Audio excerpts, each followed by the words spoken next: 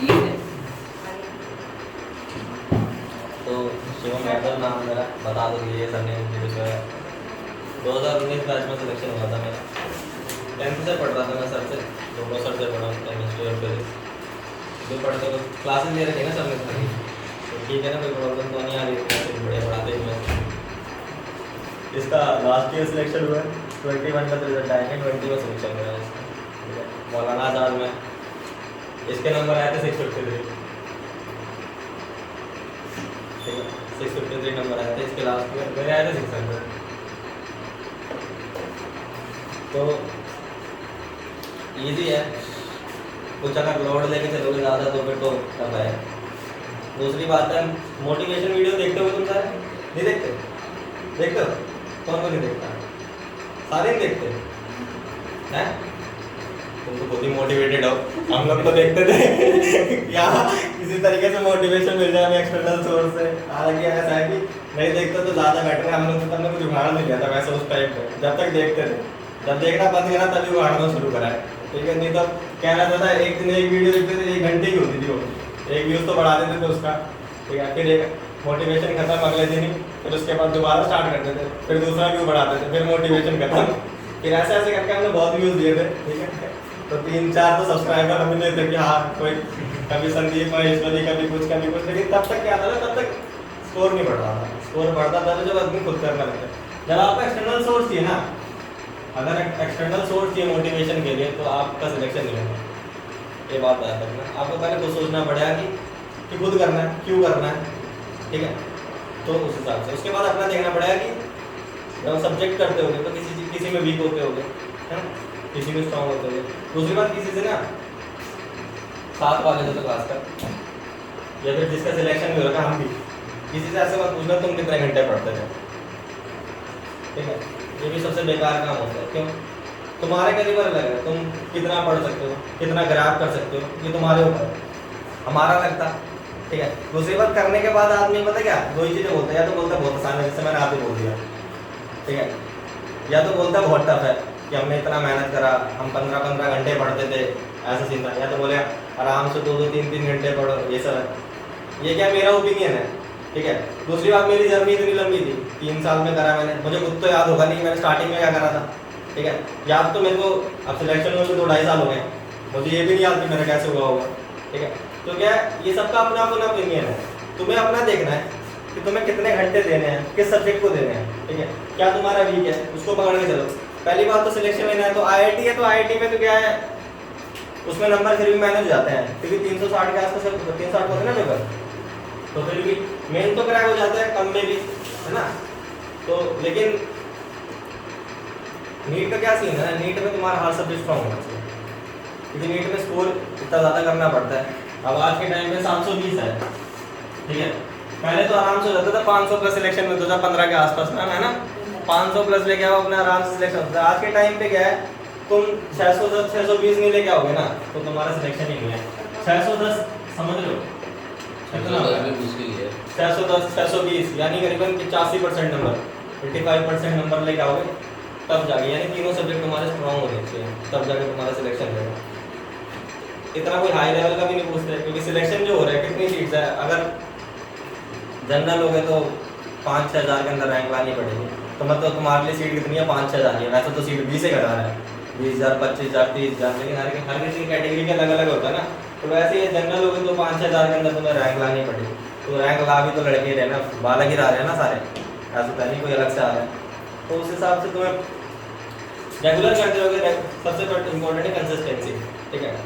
आदमी को डर लगता है नंबर कम आते हैं, कभी भी एग्जाम देना मत छोड़ना, टेस्ट वगैरह होते हैं 720 में से 400 नंबर आएंगे तो भी मत छोड़ना। मेरा एक बार था, मैं अपनी बता दे रहा हूँ, ये तो मेरे साथ प्रिपेयर कर रहा था तब बता रहा हूँ। 3 मई को हमारा एग्जाम था, ठीक है। मैं 21 अप्रैल, कितने दिन हो गए, 12-15 दिन हो गए ना, है ना। तो 3 मई को एग्जाम था हमारा, 21 अप्रैल को मैं टेस्ट देने गया था। तो चश्मा पहन, नया चश्मा था मेरा, तो मैं टेस्ट देने गया, तो नया चश्मा वहाँ पहना, नंबर अलग था, तो चक्कर से थोड़े आने लगते मेरे। तो फिर भी मैंने टेस्ट दिया, वहाँ पे मेरा स्कोर आया 411 आया, कितने 12-15 दिन का, ठीक है। 411 नंबर है और साल भर 600 प्लस आ रहा था, तो 411 नंबर है मेरा, तो मोटिवेशन बिल्कुल जीरो हो गया। तो फिर क्या 2 दिन पढ़ाई नहीं करी, 2 दिन पढ़ाई नहीं करी, घर वाले सब बोला नहीं करना है, हो गया ही नहीं, ऐसा सीन था। मेरे घर वाले सब बोलने लगे पढ़ ले पढ़ ले पढ़ ले पढ़ ले। तो फिर मेरी बहन जो है वो भी MBBS कर रही है, वो 2017 बैच की है, वो भी सबसे पढ़ी है, वो 2017 बैच की है। तो उसको बुलाया गया फिर कॉलेज से कि हाँ भाई तेरा भाई पागल हो रहा है, पढ़ नहीं रहा है। तो वो आई थी, तो उसने मेरे से एक ही चीज़ बोली थी, ये मैं तुम्हें बता रहा हूँ कि जिससे मेरा सिलेक्शन हुआ था मैं मानता हूँ। उसने मेरे से बोला था कि बात ऐसी थी, तूने पूरे साल मेहनत करी है, ठीक है, अगर तू ये 15 दिन नहीं पढ़ेगा तो क्या तेरा सिलेक्शन नहीं होएगा? चांसेस कितने, अगर मैंने 15 दिन नहीं पढ़ा मेरे सिलेक्शन होने के चांसेस कितने हैं? है ही नहीं ना, 0 चांसेस है कि नहीं है? तो 0। लेकिन अगर मैंने यही पढ़ लिए 15 दिन, ठीक है, तो क्या पता मेरा है ना, प्रोबेबिलिटी है कि नहीं? प्रोबेबिलिटी तो पढ़ी ना मैथ्स पढ़ते हुए, 10 से पहले तो प्रोबेबिलिटी पढ़ी है, ठीक है, तो तब तो चांसेस है ना मेरे सिलेक्शन के, तब क्या मेरा पूरा साल बच जाएगा। दूसरा हमारे पास कोई नीट वाला ऐसे होते हैं, जितने भी प्रिपेयर करते हैं IIT वाले बता रहा हूँ, ऐसे होते हैं जो घुस गए उनके पास उसके अलावा कोई चारा होता नहीं है, ठीक है, तो क्या नहीं होगा तो दोबारा प्रिपेयर करूंगा, है ना। तो बेटर है ना कि 1 साल प्रिपेयर दोबारा करने से, रिपीट करने से पैसा बर्बाद होगा, टाइम बर्बाद होगा, सब चीज़ बर्बाद होगी, उससे बेटर है ना कि तुम 15 दिन पढ़ लो। तो ये बात सोच के रख देना कि जब तुम्हारा छूटने वाला हो कि हाँ अब छोड़ देते हैं, काफ़ी लैग कर गया सिलेबस का सीन है, तो भाई ऐसा है कि इस साल नहीं होगा ना तो अगले साल भी करना ही पड़ेगा। अगले साल भी तुम सेम सिचुएशन में आओगे, फिर तुम दोबारा यही सोचोगे, तो उससे बेटर है कि ये पढ़ लेना 15 दिन। मेरे केस में 15 दिन, तुम्हारे केस में महीना होगा, 2 महीना होगा, 10 दिन होंगे, पर ये कि छोड़ना हो। अगर छोड़ दोगे तो प्रॉब्लम हो जाएगी, क्योंकि छोड़ दोगे तो नहीं होएगा, नहीं होएगा तो फिर क्या करोगे, है ना। पहले तो तुम्हें खुद डिसाइड करना है कि तुम्हें ये करना है, ठीक है, तुम्हें ये करना है, तो तुम पूरा डिवोटेड हो जाओ उसके प्रति कि हाँ ये तुम्हें करना है किसी भी हालत में, तो तुम उसे छोड़ नहीं सकते। पीछे आने का कोई स्टेप नहीं है, वहीं खड़े रहोगे ना तो टाइम चलता रहेगा, दोबारा सर्कल वहीं आ जाएगा, फिर घूमेगा फिर वहीं आ जाएगा, तुम्हारी सिचुएशन नहीं बदलेगी, तुम वही रहोगे, ठीक है। तो इसीलिए छोड़ना मत, कंसिस्टेंसी सबसे ज़्यादा इंपॉर्टेंट है। दूसरी बात क्या है ना, ऐसा कोई सब्जेक्ट नहीं जो तुम्हें नहीं आता है, ठीक है, तुम कुछ टाइम के लिए कमजोर हो सकते हो किसी चीज़ में कि हाँ चलो ठीक है इस समय मैं जानता हूँ कि मेरी फिजिक्स कमजोर है, जैसे किसी भी बंदे से पूछता हूँ कि क्या कमजोर है, तो बोलता है फिजिक्स कमजोर है, कि हाँ भाई मेरी केमिस्ट्री कमजोर है, तो वो कुछ टाइम के लिए होती है। कब तक होती है? जब तक तुमने उसे पढ़ा नहीं होता, जब तक तुम्हें उसका तरीका नहीं आता पढ़ने का, तब तक ही वो कमजोर होती है। लेकिन जब तुम उसे पढ़ने लग जाते हो, बार बार करते हो, तो वो क्या है ना, एक बायोलॉजी में टर्म होती है कंडीशनल रिफ्लेक्स, ठीक है, वो तुम्हारे रिफ्लेक्सेस में आ जाता है, इतनी तगड़ी हो जाती है फिजिक्स एक्चुअल में एक टाइम पे, जिसकी मैं बता रहा हूँ, या मैथ्स भी होगी, कुछ भी होगा, कोई भी सब्जेक्ट हो तुम्हारा, वो इतना रिफ्लेक्सेस में आ जाता है तुम्हारा, ठीक है। कैलकुलेशन जब करता है, बिहारी जो होते हैं, ये हमारा भाई बिहारी है, ठीक है, बिहारी की जो है ना मैथ्स बहुत स्ट्रॉन्ग होती है, टिप पे होती है। क्यों होती है? बचपन से उनको पहाड़े बनाए थे, 2 के 4 के 10 के 20 के 30 के, पहली क्लास में होता बंदा 20 30 के पहाड़े याद करे होते हैं इन्होंने, उनको कुछ पढ़ना नहीं होता, बस मैथ ही पढ़ना होता है। क्यों? इनके रिफ्लेक्सेस में आ जाता है कि हाँ भाई 12 का स्क्वायर क्या होता है 44, ऐसे फटाक से दिमाग में, तो क्या रिफ्लेक्सेस में आ जाता है, तो क्या बार बार पढ़ो। अब ऐसे कोई और बच्चा ले जाओ उसके पास, तो उसकी तो ऐसे चाहिए कि हाँ भाई मेरे को तो आता नहीं, इतना हूँ नहीं मैं, तो फिर क्या है, आज नहीं होगे ना कल होगे ना, ठीक है। आज तो पेपर है नहीं, जैसे तुम 11th में हो, तुम्हें आज ही पेपर देना क्या जो तुम डर गए, टाइम है तुम्हारे पास, है ना टाइम, उसको समझो, उसको तरीके से यूटिलाइज करो। तुम्हें नहीं करना है भाई 2 महीने में फटाक से सारा सिलेबस नहीं करना, क्या करोगे इतना जल्दी करके, टाइम दो, हर एक चैप्टर को टाइम दो, ठीक है, उसकी डेप्थ तक जाओ। कंसेप्ट सबसे ज़्यादा इंपॉर्टेंट है, कंसेप्ट, शॉर्टकट नहीं है कोई भी सिलेक्शन लेने का, ठीक है, कंसेप्ट पे ध्यान दो, पढ़ोगे, कोई चीज़ नहीं समझ में आ रही है उसको जब तक नहीं समझोगे तब तक छोड़ना, ठीक है, हर एक चीज़ समझ में आनी चाहिए, इस बात का ध्यान रखना। और जो तुम्हारा टॉपिक लैग है या छूट रहा है या बेकार है, तुम्हें लगता है बेकार है, पहली बात तो वो तब तक बेकार है जब तक तुम नहीं पढ़ोगे, पढ़ने लग जाओगे तो वो हो जाएगा वैसे, ठीक है, टाइम लगेगा लेकिन बेस्ट हो जाएगा, इस बात का ध्यान रखना। और टेस्ट वगैरह मत छोड़ना यार, क्योंकि बंदा जो है ना, देखो टेस्ट की 2 चीज़ होती है, टेस्ट से बंदा मोटिवेट होता है, टेस्ट से बंदा डिमोटिवेट होता है, ठीक है। तुम्हारे नंबर कम आए तुम होगे डिमोटिवेट, ठीक है, और तुम्हारे नंबर ज़्यादा आ गए तुम होगे मोटिवेट, ये सीन होता है उसका। तो क्या यूजुअली बंदे छोड़ देते हैं कि सिलेबस नहीं है, अब जैसे मेरा 2 दिन बाद टेस्ट है, ठीक है, सिलेबस मेरा पूरा नहीं है तो मैं छोड़ दूंगा उसको, क्यों? नंबर कम आए, मेरा कॉन्फिडेंस लो हो जाएगा, ये सोच के, ठीक है। वही 2 दिन मैंने पढ़ के दे दिया टेस्ट, ठीक है, पढ़ के टेस्ट जितना मेरे को आने थे उससे तो ज़्यादा आएंगे, 2 दिन मैंने पढ़ा, ठीक है, बट मेरे को उससे मेरी गलतियाँ पता लग जाएगी कि हाँ मैं कहाँ लैग कर रहा हूँ। तुमने टेस्ट नहीं दिया तुम्हें पता ही नहीं लगेगा तुम कहाँ लैग कर रहे हो, है कि नहीं। दूसरी बात क्या है, तुम ऐसे टेस्ट देते हो ना तो तुम सरप्राइजेस के लिए रेडी रहते हो। फिजिक्स जब तुम करते हो, ठीक है, तो एक क्वेश्चन करने के मैथ्स भी कर दोगे तो 36 तरीके होता है, किसी भी तरीके से तुम चाहे इधर से पकड़ दो, चाहे कान, चाहे उधर से पकड़ दो, हर एक तरीके से सॉल्व करता है वो, ठीक है।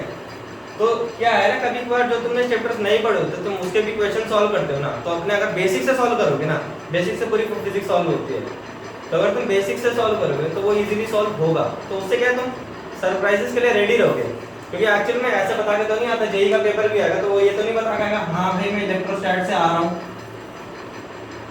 है ना, वो नहीं बताएगा कि मैं मैकेनिक्स का क्वेश्चन, वो तुम्हें खुद समझना पड़ेगा। अगला क्वेश्चन मैकेनिक्स से अगला ही मॉडर्न का डाल देंगे वो, है ना। तो क्या रिफ्लेक्शन में आना चाहिए, ठीक है। इसलिए किसी कुछ पूछना है कैसे पढ़ा जाता है या कोई भी डाउट वगैरह है, ठीक है, ऐसे कुछ भी हो, कुछ भी पूछना मुझे। आप मुझे पूछना है, मतलब जैसे आपने स्टार्टिंग में बोला कि किसी से नहीं पूछना चाहिए कि वो कितने घंटे पढ़ते हैं, तो इट्स नॉट अबाउट कि 2 घंटा या 4 घंटा, मुझे पूछना है कि कंसंट्रेशन पर डिपेंड करता है, how to maintain concentration for hours, for long hours, जिससे it would effect our study, मतलब कैसे हम अपनी कंसंट्रेशन को कैसे मेंटेन कर सकते हैं फॉर लॉन्ग आवर्स। एक्चुअल में सीन क्या है, जब हम जैसे आदत नहीं होती बंदे को ज्यादा देर तक पढ़ने के लिए, ठीक है, आइडियल तो सेम है ना, ऐसे ही यही है ना क्वेश्चन कि हाँ आदत नहीं होती इतने टाइम पढ़ने के लिए, तो जरूरी नहीं है ना कि लंबा तुम पढ़ो, तुम उसको बांट दो, ठीक है। कभी कभार क्या होता है कि थ्योरी पढ़ता है ना आदमी, तो उसको वो ज्यादा नहीं पढ़ पाता, है ना, लेकिन आप क्वेश्चंस लगाने बैठोगे ना तो क्वेश्चंस आप ज्यादा कवर कर दोगे, ठीक है, ये तरीका। तो आप 2 चीजें, थ्योरी और क्वेश्चन, ठीक है, आईआईटी है ना तो पूरे मतलब ऐसा ही है ना, तो इसमें क्या है ना, बांटना पड़ता है। अब अगर आप थ्योरी पढ़ोगे ना एक बार तो आपका कंसेप्ट क्लियर हो जाएगा, तो कंसेप्ट जो है ना जाता नहीं वो जल्दी, ठीक है। आपने आज थ्योरी पढ़ी, आपने बिल्कुल डीपली डेप्थ से पढ़ लिया तो वो कंसेप्ट रह जाएगा, तो थ्योरी पढ़ने में ज़्यादा टाइम लगता भी क्या है, आपको ज़्यादा थोड़ी कि एक चैप्टर एक दिन में कंप्लीट कर देगा, उसमें टाइम लगेगा। अगर आप एक चैप्टर एक दिन में पढ़ोगे ना तो पढ़ते जाओगे, थ्योरी आपकी गोल होती जाएगी, ठीक है। आप धीरे धीरे टॉपिक में उसको बांटो, ठीक है, टॉपिक में बांटो, उसको थोड़ा थोड़ा पढ़ो, ज़्यादा नहीं है, एक टॉपिक 45 मिनट 50 मिनट, उसके बाद उसको ब्रेक दो, ठीक है। कोई भी एक कंसेप्ट लो, ये नहीं कि उसमें अगला शुरू कर दे फिर छोड़ना मत कभी, कोई भी कंसेप्ट लो उसको खत्म करो, चाहे वो 30 मिनट में खत्म हो जाए, छोड़ के फिर ब्रेक लेके फिर आप स्टार्ट करो, ठीक है। या तो कंसेप्ट वाइज कंसेप्ट पढ़ो तो क्वेश्चन लगाओ, 2 तरीका होता है, या तो बंदा कंसेप्ट पढ़ता है उसके क्वेश्चंस लगाता है, या तो पूरा चैप्टर पढ़ता है उसके क्वेश्चंस लगाता है। ज़्यादा बेटर रहता है कि आप कंसेप्ट पढ़ो उसके थोड़े थोड़े क्वेश्चंस लगाओ, ठीक है, और उसके बाद पूरा चैप्टर एक बार उसके बाद थॉरली रिवाइज कर लो और उसके बाद उसके क्वेश्चंस लगाओ, ठीक है। तो डिवीजन ऑफ पेपर बेसिकली है कि डिवाइड कर दो तो फिर इजीली कवर हो जाएगा। लंबा नहीं खींचना है, हम लोग भी लंबा नहीं खींचते थे, जब क्वेश्चन लगाओगे तो लंबा खींच ही जाएगा, क्योंकि 3 घंटे का तो एग्जाम होता है। जब आप लगाने बैठोगे कई क्वेश्चन ऐसे होते हैं जो बहुत अच्छे लेवल के होते हैं, जो कि होते ही नहीं है सॉल्व, पूरा पूरा दिन लग जाता है। हम लोग करते थे, हम लोग पूरा पूरा दिन एक ही क्वेश्चन करते रहते थे, पूछते नहीं थे हम लोग किसी से, तो ऐसा है कि पूरा पूरा दिन लग जाता था, आप करते रहते। लेकिन वो जो क्वेश्चन जब आप खुद से करते हो ना तो उसका एक अलग कॉन्फिडेंस आता है कि हाँ, और वो उसमें क्या है, आप क्या हिट एंड ट्राई करते हैं स्टार्टिंग में बंदा, तो जब आपने क्वेश्चन समझा, हाँ क्वेश्चन तो समझ में आ गया ऐसे यार ठीक है भाई, लेकिन सॉल्व कैसे होगा, तो हिट करता है कि हाँ ये आइडिया लगाओ, ये अप्रोच, 36 अलग अलग अप्रोच जाएगा, ठीक है, अलग अलग तरीके से अप्रोच करो, तो क्या हर एक अप्रोच का आपका कंसेप्ट क्लियर होता जाएगा। चलो ठीक है, वेक्टर लगा के देखते हैं, चलो ठीक है डिफरेंशिएशन से ये सॉल्व करके देखते हैं, चलो ठीक है ये नॉर्मल मैथमेटिक्स से आप इसको सॉल्व करके देख लेते हो, इसमें कुछ लगाया कैलकुलस लगाया, ये सब आप 36 तरीके लगाओगे उसमें, तो आपका हर जगह से कंसेप्ट क्लियर होगा। लेकिन जो लग गया उससे वो सॉल्व हो जाएगा, ठीक, वो चीज़ क्या आप जिंदगी भर याद रखोगे। आज क्या है, मेरे को 2.5 साल, मेरा भाई भी IIT प्रिपेयर कर रहा है, वो भी 12th में ही है, तो लेकिन वो आज भी मेरे से क्वेश्चंस पूछता है ना SC वर्मा के, तो क्या मेरे को फॉर्मूला नहीं याद है एक, बट मेरे को कंसेप्ट याद है, तो मैं उसको आज बताया था कि हाँ ये किस तरीके से सॉल्व होएगा, ठीक है। फॉर्मूला देखना पड़ता है बेसिक, लेकिन मेरे पास कंसेप्ट क्लियर है मेरा, तो आप एक बार कंसेप्ट क्लियर करो। मैंने कहा स्टार्टिंग में आपको थ्योरी को थोड़ा टाइम देना पड़ेगा, थ्योरी पढ़ोगे क्योंकि थ्योरी से कंसेप्ट बिल्ड होगा, आपको क्वेश्चन दे दिया मैंने उससे तो आपको बिल्ड होगा, ठीक है। थ्योरी में क्या इमेजिन करके पढ़ो, इमेजिन करके पढ़ोगे तो उससे क्या है ना, आपका उसमें मन लगेगा, जैसे आप कोई भी चीज़ देखते होगे तो कहीं भी अप्लाई करते, जैसे साउंड है, लाइट है, ये भी आपने एक एग्जांपल तो आपने बहुत सुना होगा, थंडर है दिखता पहले, आवाज़ बाद में आती है, तो पता ही है लाइट ट्रैवल पास करती है, ठीक है। वैसे ही आप एग्जांपल ले लो एक भी कोई भी 26 जनवरी के टाइम पे देख लेना, जब एयरप्लेन मूव करता है, ठीक है, तो क्या आवाज़ आपको आएगी जब एयरप्लेन की, ठीक है, तो आप उस तरफ देखोगे उधर एयरप्लेन होता ही नहीं है, ठीक है, उधर एयरप्लेन होता ही नहीं है, वो हमेशा आगे मिलेगा। क्यों? जो एयरप्लेन है ना वो साउंड की स्पीड से भी तेज करता है, साउंड की स्पीड कितनी 240 तो है ना किलोमीटर पर आवर, कितना है एयरप्लेन कितने में करता है 500 600, जेट तो उससे भी तेज करता है 800 किलोमीटर पर आवर की स्पीड। तो क्या आप जब इसको डेली बेसिस में देखोगे कि हाँ ये पेन मार्कर है, किस तरीके से वर्क करता है, कैपिलरी रिएक्शन के थ्रू वर्क करता है, ठीक है, ये सब चीज़ें, तो आप जो जो पढ़ते हो पहली बात उसको अप्लाई करने की कोशिश करा करो, आसपास इमेजिन करने की कोशिश करो, तो जब आपको जब न्यूमेरिकल देगा ना वो, तो न्यूमेरिकल भी आप इमेजिन कर पाओगे कि वो किस तरीके से होता है। हमारे को जब ग्रेविटी क्वेश्चन देते थे हम पेन यूँ गिरा देते थे, हम पेन गिराते थे, इसका बिहेवियर चेक करते थे कि हाँ ये किस तरीके से करेगा, तो जिससे क्या है फिर उसके बाद फिर हम अप्लाई करते थे। तो जो भी आप क्वेश्चंस करते हो उसको आप सोचा करो दिमाग में, अब क्या है पेन तो दिया, पेन तो गिरा दिया, अब बिल्डिंग में क्वेश्चन दे देगा तो वो थोड़ी गिरा देगा, या कुछ भी दे देगा तो बड़ी चीज़ तो वो थोड़ी गिरा देगा। तो जितना इमेजिन करोगे ना, तो इमेजिन करना पड़ता है, आप क्वेश्चन इमेजिन करो इजीली सॉल्व होगा। ज़्यादातर कोशिश करो खुद क्वेश्चन करो, टाइम कम रहता तो फिर उसके बाद फिर उसका डाउट में ले जाओ, ठीक है। खुद क्वेश्चन करोगे तो फिर वही अप्रोच अलग अलग तरीके से करोगे ना क्वेश्चन को, तो फिर ज़्यादा कंसेप्ट क्लियर रहेगा। कभी बार अगला चैप्टर जो होता है ना वो पिछले चैप्टर से रिलेट करके आप इजीली सॉल्व कर सकते हो। मैकेनिक्स तो क्या 3 फॉर्मूले पे सॉल्व होती है, पूरी मैकेनिक्स 3 फॉर्मूले पे वेक्टर पे सॉल्व होती है। ट्रिक्स भाई ट्रिक नहीं है कोई भी, ठीक है, जो नॉर्मल ट्रिक्स आते हैं वो थोड़ा बहुत तो ठीक है, बट कोशिश करा करो बेसिक टू बेसिक, जो हर एक चैप्टर होता है उसका एक बेसिक होता है ना, उससे सॉल्व करा करो। जो आते ही पहला फॉर्मूला निकाला जाता है ना उसी से सारे डिराइव होते कि नहीं होते, आते ही सबसे पहले पहला फॉर्मूला लिखाया जाता है ना, इलेक्ट्रोस्टैटिक पर कूलम्ब से लिखाया जाता है कि नहीं लिखाया जाता है, तो F = ma लिखाया जाता है ना। कोशिश करा करो ज़्यादातर क्वेश्चन बेसिक सॉल्व करो, क्योंकि बाकी जितने भी फॉर्मूले आते हैं वो उसी से डिराइव होते कि नहीं होते हैं, उसी से डिराइव होते हैं ना। तो फिर इसीलिए ऊपर जाने से पहले एक बार बेसिक से अगर आप सॉल्व करोगे क्वेश्चन तो वो ज़्यादा इजीली सॉल्व हो जाएगा, और वही कंसेप्ट से रिलेट भी करता है। नहीं तो क्या मोटा क्वेश्चन ले लिया आपने, मोटा फॉर्मूला ले लिया, आपको पता है ए ये है, बी ये है, सी ये है, वैल्यू पुट करी सॉल्व कर दिया, वो क्या, वो तो मैथमेटिक्स है ना, फिजिक्स का है ना। तो पहले आप समझोगे ना कि क्वेश्चन है क्या वो, तो क्वेश्चन है क्या, तो हम लोग डिराइव जब करते हैं तो हम किसी को ए लेते हैं किसी को बी लेते हैं, उसके बाद जब फॉर्मूला डिराइव होता है तो क्या होता है a² + b² के होल पावर ये करके = f आ गया, है ना, इस तरीके से तो डिराइव करते हैं ना। लेकिन जब न्यूमेरिकल्स होता है तो इनकी वैल्यू होती है, इन सब की वैल्यू होती है जो कि हम बाद में से पुट करते हैं। अगर हम यहीं से वैल्यू पुट करते चलेंगे ना तो जब तक ये डिराइव करेंगे ना तब तक वो सॉल्व हो जाएगा। समझ में आ रही है मेरी बात की नहीं आ रही है? क्लियर हो रहा है कि नहीं हो रहा है? नहीं हो रहा तो बता देना मेरे को, अगर हाँ थोड़ा लैंग्वेज टफ लग रही हो तो यहाँ क्या बोल रहे हैं पागल है क्या, तो ऐसा सीखना है। तो क्या बात हो कि सर इसने मेनली जो भी था कि क्या करना चाहिए नहीं करना चाहिए, मेनली तो सब कुछ बता ही दिया है। तो वही है कि मैं भी वही बोल देता हूँ कि इसमें जो है मेन कि तुम्हें कंसेप्ट पता है, जैसे फिजिक्स कर रहे हो तो फिजिक्स में तुम्हें सबसे मेन है कि कंसेप्ट आना चाहिए, जब तक कंसेप्ट नहीं आएगा तुम्हें फिजिक्स होगा ही नहीं। उसके क्वेश्चन जब करना है उससे पहले तुम्हें कंसेप्ट जब तक क्लियर नहीं होगा, तो इसमें होता है कि 2 तरह के क्वेश्चन होते हैं, एक तो कि सीधे फॉर्मूला पे बेस्ड मिल जाएंगे, और दूसरे होते हैं कि वो थोड़ा ट्रिकी होते हैं, जब तक तुम्हें कंसेप्ट नहीं आएगा तो क्वेश्चन होंगे नहीं। तो इसीलिए तुम्हें जब क्वेश्चन करना है तो उससे पहले तुम्हें कंसेप्ट क्लियर होना चाहिए, ठीक है। अगर एग्जाम में आएंगे तो तुम्हें ये थोड़ी ना कि फॉर्मूला पे बेस है तुम्हें वैल्यू डाल दिया उस पर डाल के क्वेश्चन आंसर सॉल्व आ जाएगा। तो इसलिए तुम्हें जो भी हो तो सबसे मेन है कि फिजिक्स में करना है तो उसका कंसेप्ट मेन है, ठीक है। अब जैसे तुम सर पढ़ा रहे तो सर से कंसेप्ट समझो, उसके बाद जाके बुक से या मॉड्यूल में जहाँ दे रखा है वो चीज़ उसको पढ़ना होता है, तो उससे कंसेप्ट क्लियर होगा। अगर तुम्हें देखना है कि आया कि नहीं आया समझ, तो उसके कुछ क्वेश्चन करोगे, अगर क्वेश्चन सारे सही हो जा रहे हैं तो उसका मतलब है कि कॉन्सेप्ट आ रहा है, और उनको जो है जितना भी पढ़ो तो उसको अप्लाई करके देखा करो कि जैसे टॉर्क पर आया तो कैसे लग रहा है, जैसे इस पॉइंट पे हम इसको ऐसे फोर्स लगा रहे हैं तो ऐसे मूव कर रहा है, तो किस तरह से वो एक्चुअल चीज़ें होती है उसको तुम रियल लाइफ में ना उसको इमेजिन किया करो कि कैसे हो रही है चीज़ें, ठीक है, तो उससे ज़्यादा अच्छे से समझ आता है।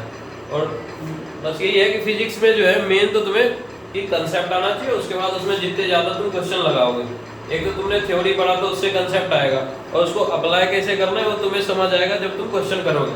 तो क्वेश्चन जितने ज़्यादा प्रैक्टिस करोगे उसमें तुम्हें उतने तरह के डिफरेंट वेरिएशन के क्वेश्चन समझ आएंगे, और कैसे उस चीज़ को जो हमने पढ़ा उसको अप्लाई करना है वो भी चीज़ वहाँ समझ आएगा। और इसमें जो है कि जैसे बोला कि भी कि एक चीज़ को करने के 10 तरीके होते हैं, और उसके जैसे हर एक कंसेप्ट के अलग अलग फॉर्मूला बन जाते हैं।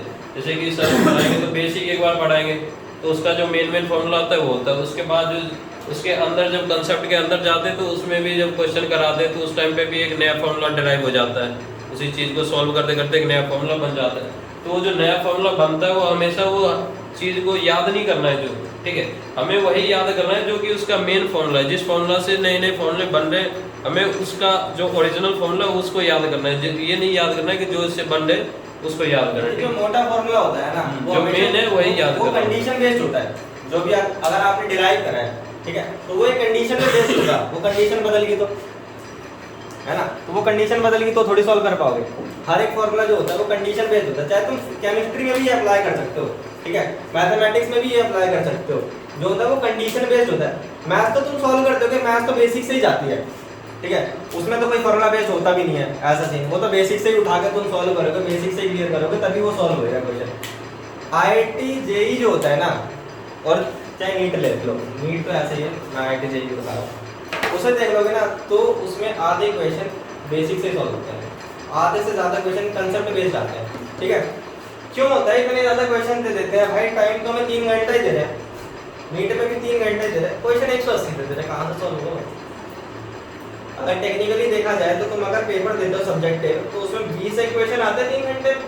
अब 90 हो गया, टोटल 90 हैं? अब टोटल 90। अब तो ऑब्जेक्टिव मिला दिया ना, इसलिए मतलब ऐसे सब्जेक्टिव की बात कर रहा हूँ। सब्जेक्टिव जब पहले देते हो 20 25 30 क्वेश्चन होते होंगे, पहले भी दिया 10th में तुमने एग्जाम दिए, कितने होते हैं? तो इसमें 180 कैसे सॉल्व हो रहे हैं?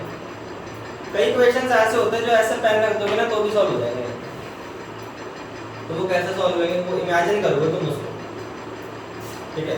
कंसेप्ट पता होता है तो मोस्टली कि भाई- क्वेश्चन जो है ना तुम्हें ऐसे देखते ही पता लग जाता है कि कहाँ से और कैसे होने वाला है। मैं बता रहा और हूं ना, सॉल्यूशन जो है बिना पेन उठाए बहुत सॉल्यूशन हो जाता है बहुत सारा। 20-25% क्वेश्चन तुम ऐसे पेन छोड़ दोगे ना तो तुम सॉल्व कर दोगे, लिटरली बता, तुम कभी करके देखना है ऐसे ऐसी वर्मा वगैरह सॉल्व कर दोगे, है ना।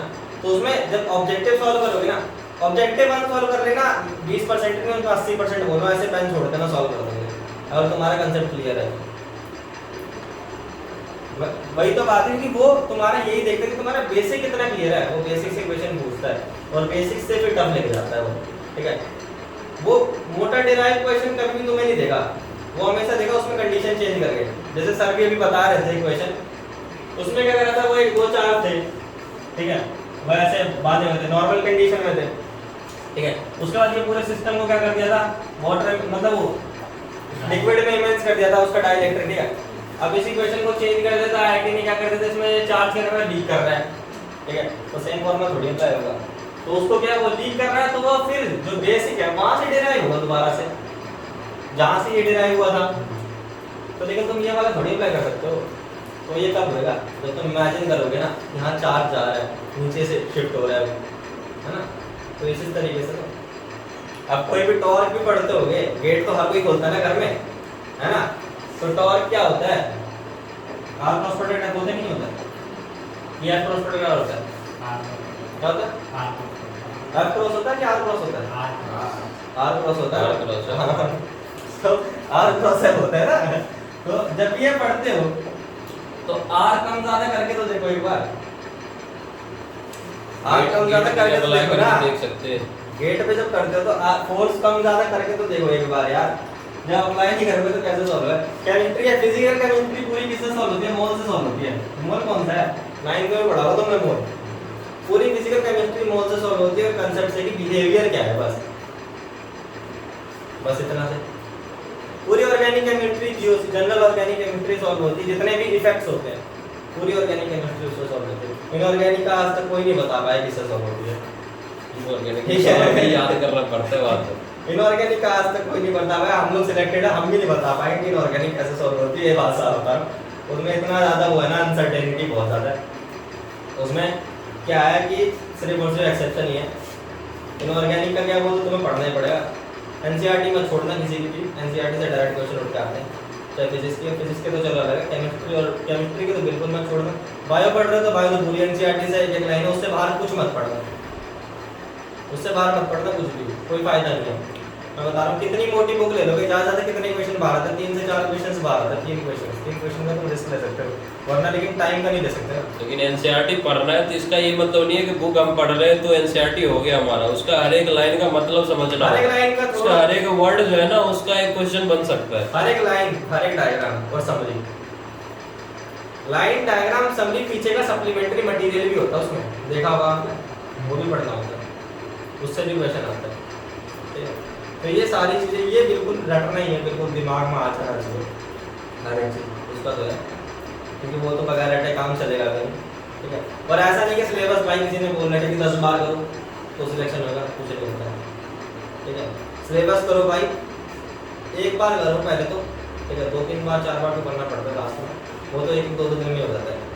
एक बार पहली बार जब करो तो सॉलिड तरीके से करो, टाइम कितना भी लगे, बहुत टाइम है तुम्हारे पास, अगर ढंग से देखो ना तरीके से अगर बनाओ उसको तो सॉलिड तरीके से करो, एक बार करो, जितने क्वेश्चंस होते हैं लगाओ, टेस्ट में नंबर देखो, इंप्रूव करेगा। आज नहीं कर रहा कल करेगा, कल नहीं परसों करेगा, डिमोटिवेट मत करो। ठीक है, पहले जब तुमने सोच रखा है कि तुम्हें निकालना है नीट एग्जाम या आईआईटी निकालना है तो भाई उसको निकाल के ही रुकना फिर। ठीक है, उसमें है निकाल के ही रुकना, पहले मत रुक जाना, पहले रुक जाओ कुछ नहीं रहेगा, टूटेगा धरना। पहला सोचा है तुमने कि हाँ ये निकालना है एग्जाम, वो भी नहीं निकलेगा, पूरा कॉन्फिडेंस था, आगे की तो 40-50 साल की जिंदगी ऐसे छोड़ दोगे सब, ऐसे छूटेगा। कॉन्फिडेंस मत लूज करना आप, आज नहीं कल, कल नहीं परसों, परसों नहीं तरसों, स्कोर बढ़ेगा, धीरे धीरे बढ़ेगा। ठीक है, कोई सब्जेक्ट वीक नहीं है, मेहनत करना ज़्यादा करनी पड़ेगी। इसकी फिजिक्स बढ़िया है, मेरी वीक है, ठीक है चलो इसको कम करनी पड़ेगी, मेरे को ज़्यादा करनी पड़ेगी। ठीक है, ज़्यादा करनी पड़ेगी ना कहीं तो लैग करेगा कि हाँ कहीं ना कहीं एक ऐसा दिन आएगा ना, जैसे जिसकी बढ़िया होती है वो क्या लीनियंट ऐसे छोड़ के चलता है उसको, यहाँ ये तो मेरा बढ़िया है, तो जो मेहनत कर रहा होगा ना वो आज नहीं कल, कल नहीं परसों, परसों नहीं तरसों, कभी तो बढ़िया होगा। तो ऐसे अपना तुम्हारा कंपटीशन सबसे पहले तो अपने आप से, दूसरे से चाहिए, अपने आप को बढ़िया करते जाओगे, स्कोर करते जाओगे, एक गोल सेट करना कि हाँ इतना सेट कर, इतना लाना है, उतने तक पहुँचो, छोटे छोटे गोल सेट करना, हफ्ते का सेट कर लेना कि हाँ मेरे को ये सब्जेक्ट बढ़िया से करना है, हाँ मेरे को इसके क्वेश्चन सारे लगाने हैं, छोटे छोटे सेट करोगे, छोटे छोटे अचीव करोगे, कॉन्फिडेंस बिल्ड अप होगा, बड़े बड़े गोल सेट करना, और बड़े गोल सेट करोगे, उस हिसाब से एक बार तुम्हारा सिलेबस कंप्लीट हुआ, कंसेप्ट से पूरा क्लियर हो गया, एक बार टाइम लगेगा उसमें, दूसरा करने में ज़्यादा 15-20 दिन, 1 महीना लगेगा, तीसरी बार सिलेबस ऐसे 1 हफ्ते में पूरा हो जाएगा, कोई बड़ी बात नहीं। 10 बार लोग सिलेबस कर लेते हैं, कुछ नहीं आता उनसे, मैंने बहुत देखे, मेरे साथ भी पढ़ने वाले लोग होते हैं 10-10 बार सिलेबस पूरा कर लेंगे, हमने तो 2-3 बार ही करा था तभी हो गया था, हमने तो 3 बार सिलेबस पूरा करा था। 10 बार सिलेबस पूरा करने से नहीं होता, एक बार करो, सॉलिड करो। अगर एक बार करके लोगे, 10 बार तुमने सोचा तो क्या देखोगे यार 1 साल है, ठीक है, 1 साल में 10 बार सिलेबस पूरा करने का, फिर भी तुम सोचोगे चलो 6 महीने में एक बार ये सिलेबस पूरा करें, तो उसके बाद टाइम टू टाइम कर लेंगे। तुम्हें एक बार सॉलिड सिलेबस करना है, तुम्हें टाइम उतना ही देना है कि चलो पर डे एक बंदा 6 घंटे पढ़ रहा है, 5 घंटे पढ़ रहा है, 4 पढ़ रहा है, जैसे ही पढ़ रहा है तो क्या उसको उतना ही टाइम देगा। अब जैसे मान लो मैं 4 घंटे दे रहा हूँ पर डे और ये 4 घंटे दे रहा है पर डे, ठीक है, इसने वही सिलेबस पूरा करा 10 महीने में, मैं कर दे रहा हूँ 6 महीने में, क्या मेरे अंदर उतनी एक्यूरेसी आई? क्या नहीं आएगी ना। उसके बाद क्या मैं दोबारा से साइकिल चला रहा हूँ, कोई मतलब नहीं बनता इसका। तो उसको टाइम दे के सॉल्व करो, 10 महीने में सॉल्व करो, 10 महीने में कर लोगे ना, उसके बाद तुम्हारे साइकिल की टाइमिंग अपने आप कम हो जाएगी, फ्रीक्वेंसी बढ़ जाएगी। इसको फिर दोबारा उस सब्जेक्ट को उतना ही टाइम देना पड़ेगा। अगर इसने 6 महीने में पूरा कर दिया, मैंने 10 में कर दिया ना, तो मेरे को 2 महीने भी देने पड़ जाएंगे, 2 महीने में भी कर दूंगा, ऐसा होता है। तो इसीलिए कि आराम से सॉल्व करना, टाइम है तुम्हारे पास, टाइम के लिए मत डरना। ये नहीं कि भाई कल को टेस्ट है उसमें सारा सिलेबस आ रहा है तो मैं सारा पढ़ डालता हूँ, तो उससे नहीं हो कुछ भी, ठीक है। ज़्यादा स्कोर तो कर ही नहीं पाओगे इकट्ठा करके, कितना भी कुछ कर लो, अपना सिलेबस करके जाओ, जितने तुमने करे ना उतने में सॉलिड नंबर आने चाहिए कि हाँ भाई उतने से 20 क्वेश्चन आए तो मेरे 18-19 सही थे, ऐसा होना चाहिए बस, ठीक है। उसके बाद जैसे जैसे तुम आगे आगे सिलेबस करते जाओगे तो पीछे वाला छूटता जाएगा। फिर जैसे टेस्ट में आएगा, जैसे मान लो जो भी सिलेबस है तुम्हारा, तो 2-3 महीने 4 महीने पहले का सिलेबस आ रहा है, तो उसकी थ्योरी करने बैठोगे, स्टार्टिंग से करोगे तो वो सब बेकार काम हो जाता है। उसके क्वेश्चंस लगाने बैठना, जो क्वेश्चन तुमसे नहीं सॉल्व हो रहे हैं उसकी भी थ्योरी पढ़ लेना, थोड़ा बहुत कंसेप्ट जान लेना, उसके बाद फिर उसको सॉल्व करने बैठना, उससे क्या वो टाइम कंज्यूमिंग कम होता है। जब तुम्हारा सिलेबस पीछे पूरा हो जाता है तो तब जब तुम दोबारा सिलेबस करोगे, पहले हम करते हैं थ्योरी क्वेश्चन, फिर हम करते हैं क्वेश्चन थ्योरी, ठीक है। थ्योरी सारी पढ़ी, उसका क्वेश्चन करा, उसके बाद अपन करते हैं क्वेश्चन थ्योरी, यानी जो क्वेश्चंस नहीं हुएंगे उसकी थ्योरी पढ़ेंगे, ठीक है। जो क्वेश्चन नहीं होंगे, जो कंसेप्ट नहीं होंगे उसकी थ्योरी पढ़ेंगे, फिर उसके बाद दोबारा लगाएंगे, फिर अपन क्वेश्चन क्वेश्चन क्वेश्चन क्वेश्चन ही करते रहते हैं। फिर जो नहीं आता है वो पूछते हैं किसी से, सर वगैरह से पूछ लेते हैं, तो खुद ही करते हैं। कोशिश करा करो ज़्यादा क्वेश्चन खुद ही करो, ज़्यादा क्वेश्चन खुद करो, ज़्यादा क्वेश्चन तुम्हारे खुद बिल्डअप करेंगे। किसी के पास आया क्वेश्चन, उसने बता दिया, क्या पता लगा तुम्हें? अप्रोच करोगे, जितना ज़्यादा अप्रोच करोगे ना तो तुम्हें पता लगेगी तुम्हारे कंसेप्ट में गलती है। तो यार हम जो है ना कोई भी चीज़ गलत मान के बैठ जाते हैं और उसको मानते हैं कि वो सही है, वो कंसेप्ट सही है, ठीक है। कोई भी ये आर क्रॉस है, 5 महीने तो मेरे को ये लगता था कि एफ क्रॉस आ रहा है, सॉल्व भी हो रहे थे क्वेश्चन, सबको वही लगता है।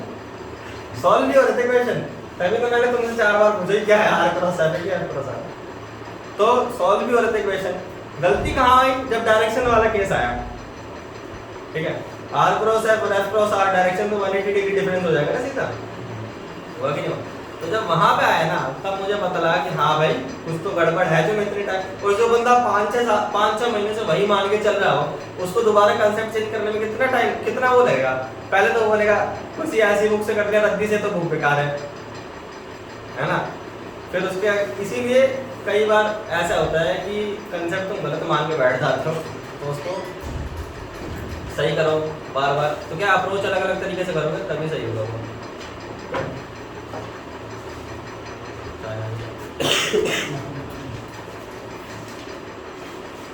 आप किसी कुछ पूछना है? केमिस्ट्री में मुझे पूछना था, तो केमिस्ट्री में एक और आप थोड़ा इलैबोरेट करके बता दो। अच्छा ठीक है, केमिस्ट्री मतलब में फिजिक्स केमिस्ट्री में आता है, हाँ फिजिक्स और मैथ मेरा स्ट्रांग है, हाँ केमिस्ट्री में थोड़ा सा है। केमिस्ट्री होता है तो इस पर आप कर देता हूँ, नाम लेता भी अच्छा लग रहा है।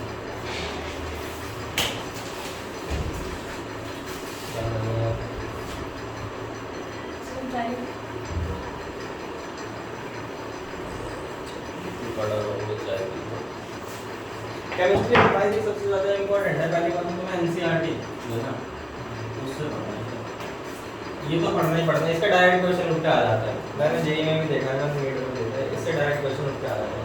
और इसमें सबसे आता है कि पहली बात तो 3 टॉपिक में होता है, फिजिकल है, उसके बाद ऑर्गेनिक है और उसके बाद इनऑर्गेनिक है, ठीक है। फिजिकल तो मोल पे तो होता है, मोल पे बेस्ड है पूरा। इसमें क्या है कंसंट्रेशन बेस्ड होता है, ठीक है।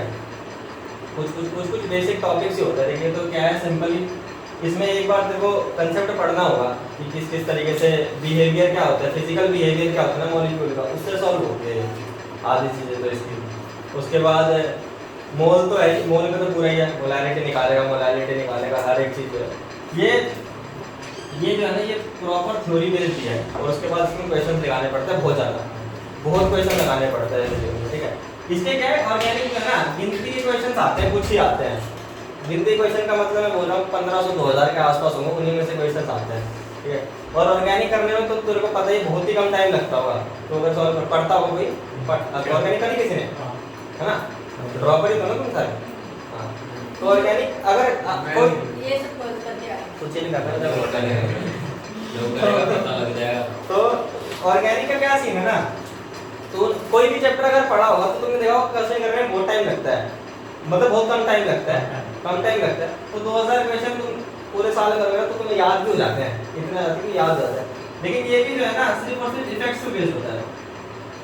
जो स्टार्टिंग के चैप्टर है, जैसे हम कोई भी चीज़ पढ़ते हैं ना तो हम उससे पहले उसके बेसिक पढ़ाते हैं, ठीक है। जैसे फिजिक्स स्टार्ट करें तो हम कहाँ से स्टार्ट करते हैं, बेसिक मैथमेटिक्स पढ़ाते हैं उसमें, कैलकुलस पढ़ाते हैं उसमें, वेक्टर पढ़ाते हैं उसमें, उसके बाद तुम्हारा मोशन इन 1D वगैरह पढ़ाते हैं, 2D पढ़ाते हैं।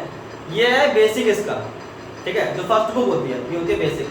उसके बाद क्या उसमें अलग अलग कंडीशंस होती हैं, ठीक है। उस कंडीशन में उनको अप्लाई करते हैं, ठीक है, कंडीशन समझते हैं। इस तरीके से ही इसका भी बेसिक जो होता है ना वो क्या होता है, इफेक्ट्स होता है। नॉमेनक्लेचर बेसिक नहीं होता भाई, ठीक है। अगर नॉमेनक्लेचर समझो तो वो बेसिक नहीं होता है। आइसोमेरिज्म समझोगे, आइसोमेरिज्म के भी थोड़े अच्छे क्वेश्चन आता है उसमें, स्टीरियो आइसोमेरिज्म से, ठीक है। और उसके बाद इफेक्ट्स, ये बेसिक होता है। अगर इफेक्ट्स को समझने लग जाएगा ना कि किस तरीके से अप्लाई होते हैं तो इस पर जनरल ऑर्गेनिक केमिस्ट्री के पार्ट 1 को बोलते हैं अपन लोग इफेक्ट्स, इस पे ध्यान दियो तो उसके बाद जब इस ये क्लियर होने लग जाएगा ना तेरा, तो उसके बाद तेरा ऑर्गेनिक सॉल्व होने लग जाएगा, ठीक है। फिजिकल में क्या क्वेश्चन प्रैक्टिस करनी पड़ेगी तेरे को बहुत, थ्योरी पे थोड़ा ध्यान से दियो, ध्यान ढंग से दियो उसमें, उसका वो समझ में आ लगे तो तेरे को क्वेश्चन बहुत प्रैक्टिस करना पड़ेगा फिजिकल में। फिजिकल का क्या है, ऐसी कोई फाउंडेशन नहीं कितने क्वेश्चंस होंगे, लेकिन इसमें क्या है ना, एक टाइप के क्वेश्चंस होते हैं, टाइप नहीं है इतना कुछ खास, ज्यादा वेरिएशन नहीं है, वेरिएशन नहीं है बार-बार फिजिकल आता रहता है। फिजिकल में कुछ खास वेरिएशन है नहीं।